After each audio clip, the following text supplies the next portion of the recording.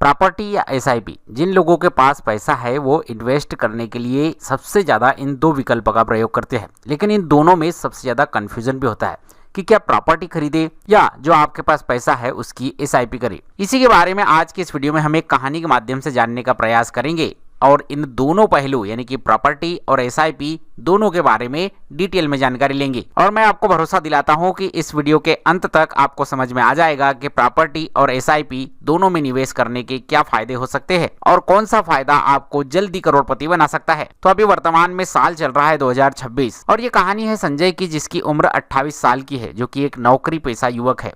उसकी सैलरी लगभग 60,000 रुपए प्रति माह है। कई सालों की बचत के बाद अब उसके पास 20 लाख रुपए जमा हो चुके हैं। अब उसके सामने एक बड़ा सवाल आता है कि इन पैसों को कहां इन्वेस्ट किया जाए। उनके पिताजी का कहना है कि बेटा, जमीन जायदाद से बढ़कर कुछ नहीं होता, जमीन कभी धोखा नहीं देती। वहीं उसका एक दोस्त भी है, रोहित। वो कहता है कि अरे यार, आज का जमाना एसआईपी का है, पैसा बैंक या जमीन में नहीं मार्केट में लगाओ। संजय कंफ्यूज है कि उसे आखिर क्या फैसला लेना चाहिए, पैसा मार्केट में लगाना चाहिए या उसकी प्रॉपर्टी खरीदना चाहिए। चलिए पहले विकल्प की तरफ जाते हैं, यानी कि प्रॉपर्टी। संजय ने शहर के बाहर एक प्लाट देखने का फैसला किया। प्लाट की कीमत 20 लाख रुपए थी। उसे लगा कि आने वाले समय में शहर का विस्तार होगा, जमीन की कीमत बढ़ जाएगी। उसने प्लाट खरीद लिया। शुरुआत में वह काफी खुश था। उसे लगा कि उसे बहुत समझदारी वाला फैसला लिया है। लेकिन कुछ समय बाद उसे कई बातें समझ में आने लगी, जैसे कि रजिस्ट्री का खर्च, stamp duty, maintenance, property tax और सबसे बड़ी बात, अगर अचानक पैसों की जरूरत पड़ जाए तो प्रॉपर्टी तुरंत नहीं बिकती। लेकिन फिर भी उसने उस प्रॉपर्टी में निवेश बनाए रखा। अब मान लेते हैं कि उसकी प्रॉपर्टी की कीमत 8% सालाना की दर से बढ़ रही है, तो 20 साल बाद उस प्रॉपर्टी की कीमत जो कि 20 लाख रुपए की थी वह 93 लाख रुपए की हो जाएगी। बुरा नहीं है, क्योंकि करीब 73 लाख रुपए का फायदा है। संजय खुश था, लेकिन कहानी यहाँ खत्म नहीं होती। अब सिक्के के दूसरे पहलू को समझते हैं, यानी कि एसआईपी। अब कल्पना कीजिए कि उसी समय संजय ने दूसरा रास्ता चुना होता। उसने 20 लाख रुपए निवेश करने की बजाय उसे अलग रखा और हर महीने 20,000 रुपए की एसआईपी शुरू कर दी। उसने एक अच्छे इक्विटी म्यूचुअल फंड को चुना। मार्केट ऊपर भी गया, नीचे भी आया, कभी डर लगा, कभी खुशी हुई, लेकिन उसने एसआईपी बंद नहीं की।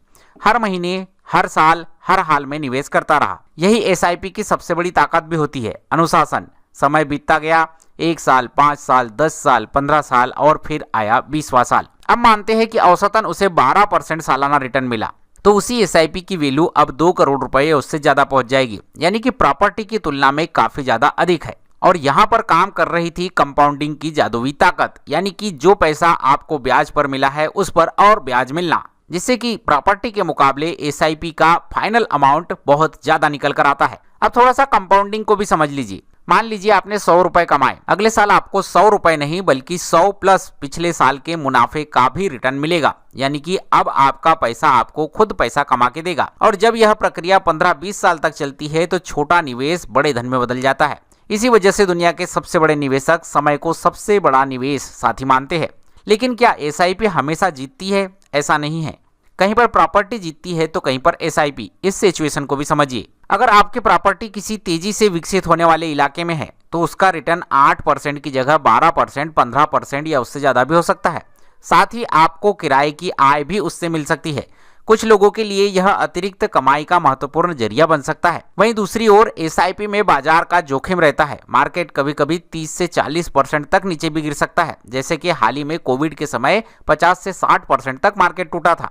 ऐसे समय में बहुत लोग घबराकर निवेश बंद कर देते हैं और यदि आपने ये गलती की तो आप फायदे की जगह नुकसान में चले जाएंगे। तो आखिर करना क्या चाहिए और अमीर लोग क्या करते हैं? सबसे दिलचस्प बात यही है कि अधिकांश अमीर लोग सिर्फ एक विकल्प नहीं चुनते, वो दोनों विकल्पों का इस्तेमाल करते हैं। वे एसआईपी भी करते हैं और प्रॉपर्टी में निवेश भी करते हैं, क्योंकि इसे डाइवर्सिफिकेशन कहते हैं, यानी कि निवेश को अलग अलग जगह बांटना और अपने जोखिम को कम कर लेना। एक जगह किया गया निवेश यदि अच्छा प्रदर्शन न करे तो दूसरा उसे संभाल लेता है और स्थितियां अच्छी बनी रहती है। तो कुल मिलाकर आज के इस वीडियो से हमने क्या जाना? 20 साल बाद संजय ने क्या सीख ली? उसने सीखा कि कोई भी निवेश जादुई नहीं होता। सही निवेश वही है जो अपने लक्ष्य के अनुसार हो।